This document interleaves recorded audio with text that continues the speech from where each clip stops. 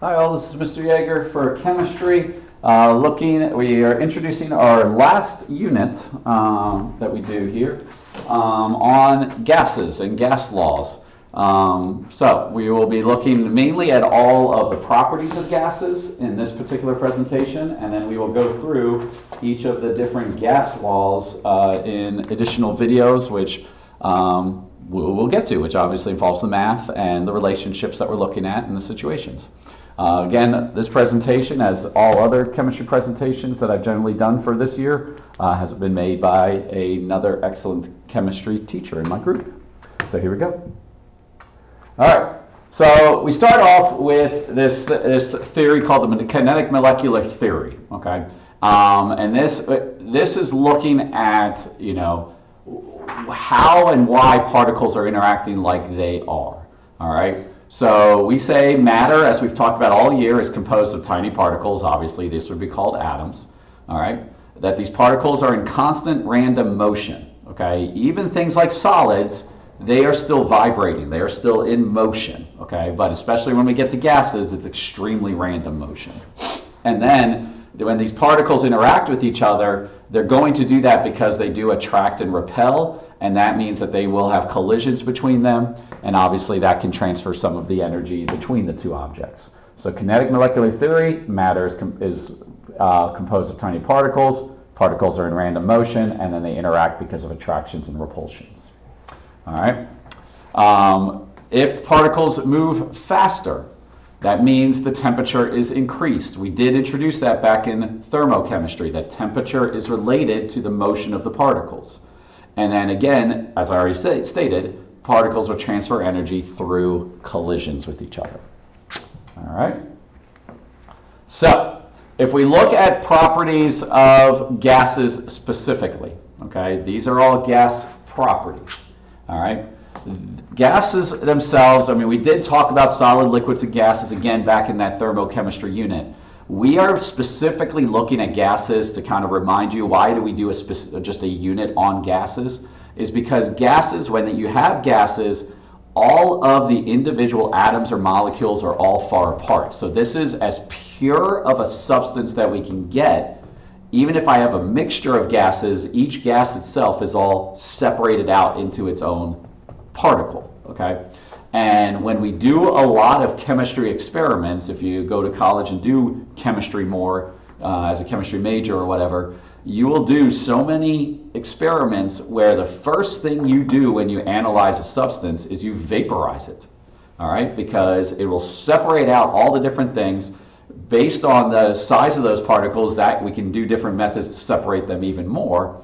And so therefore, that's why we're dealing with gases so much. So sorry, kind of that quick aside. So with gases, all the particles are far apart from each other. They have lots of energy. We said that they're at the highest kinetic energy. And then we say they have an indefinite volume and an indefinite shape. Okay, indefinite means it's not determined. Okay, it's something that can be manipulated. All right. Sometimes we do say with the shape of the gas is that the gas does spread out and take the shape of the container, you could technically say. But again, if we're talking about all the particles being separated, there really is no shape. It's not like a liquid where you can see all the liquids taking the shape of the container. The gases will just spread out throughout the entire container. All right. Gases also have very low density because while we have mass, we have a very high volume. They are spread out. They can be compressed, okay? That is something very, very useful, all right? They can be compressed. We can exert pressure, they exert uniform pressure on every part of a container. What that means is, because they're all moving so randomly everywhere, we can't sit there and be like, every single gas particle is smacking this side of the container. That's not true. They're smacking this, everything at the same time. So there's uniform pressure across the whole container because the gases are colliding on the side. We'll get a little bit more into pressure in a moment because we haven't had to talk about pressure. And then they fill the container completely and uniformly. I kind of mentioned that with shape a little bit. All right. One other property of gases is that they can diffuse. Okay, we go undergo a process called diffusion.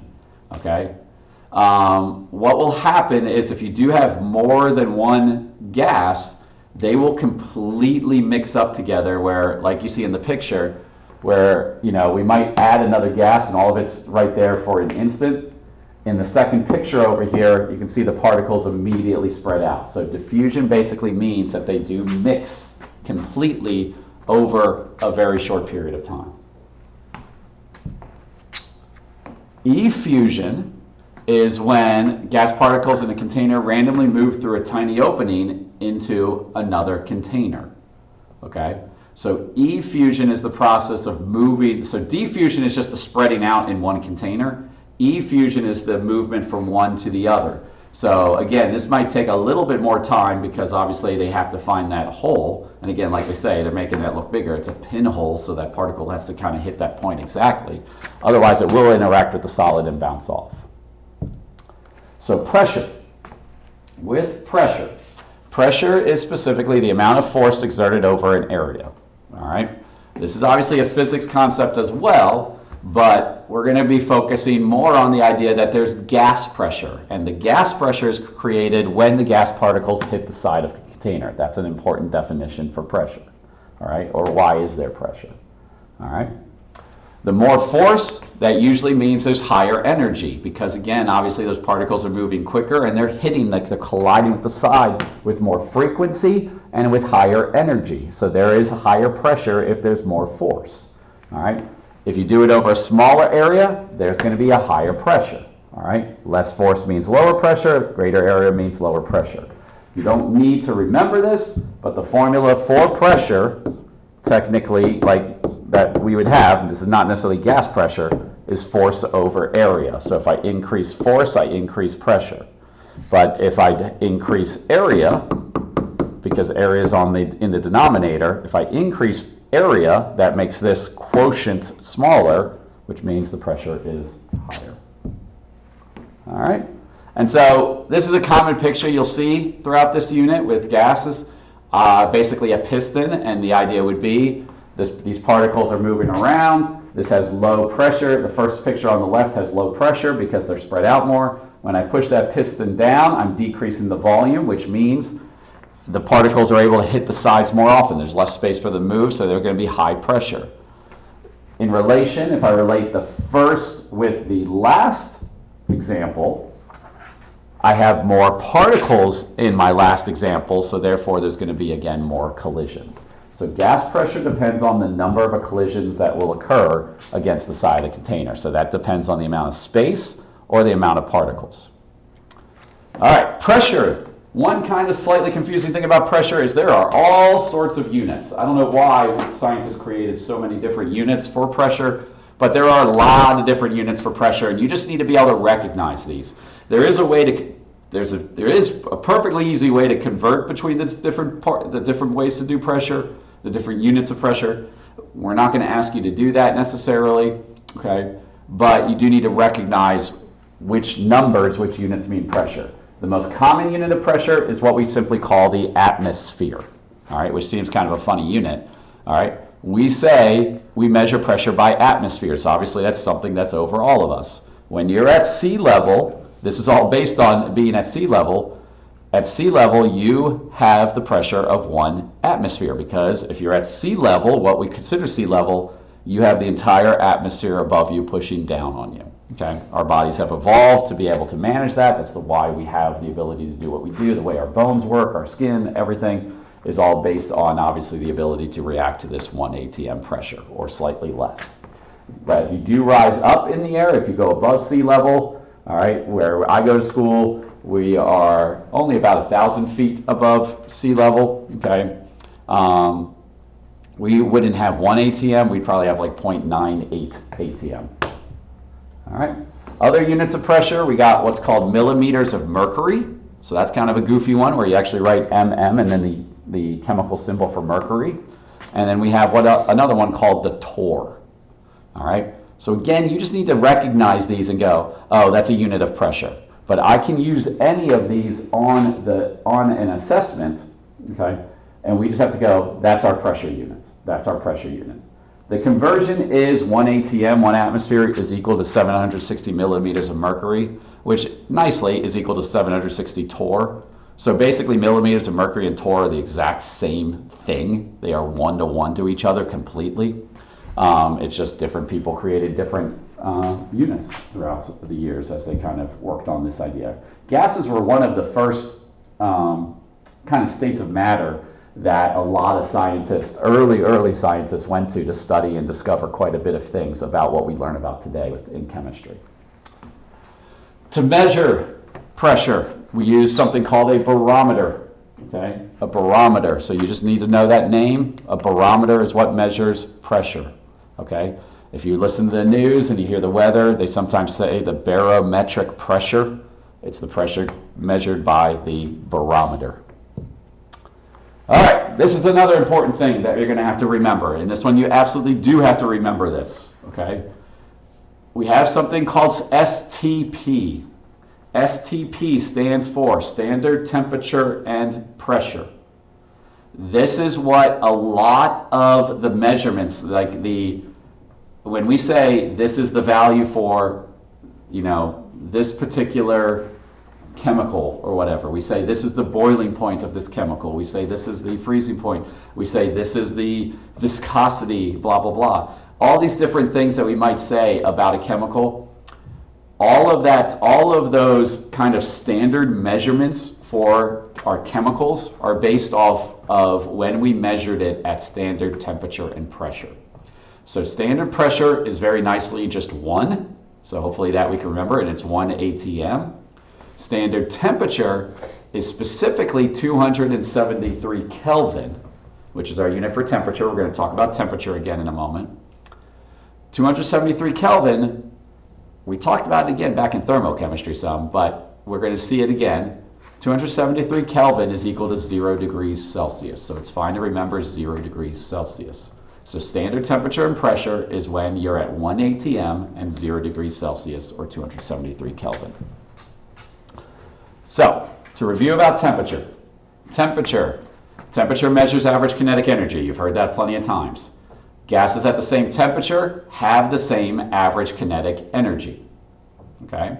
So, if we're at the same temperature, all the particles, regardless of what they are moving with the same, or have the same kinetic energy. We don't get into the idea that obviously smaller particles will then have to move faster to have the same kinetic energy as larger particles. Larger particles will move slowly. You just need to know all the gases, if they're at the same temperature, have the same kinetic energy. Temperature, the standard unit of temperature that we are using now is the Kelvin. This is going to be one that we're going to have to use in our formulas. You have to be in Kelvin. You will be given problems where it's going to be given the temperature in degrees Celsius, but you need to convert to Kelvin. So Kelvin equals degrees Celsius plus 273. A pretty straightforward formula. Again, that should be given to you. Kelvin equals degrees Celsius plus 273.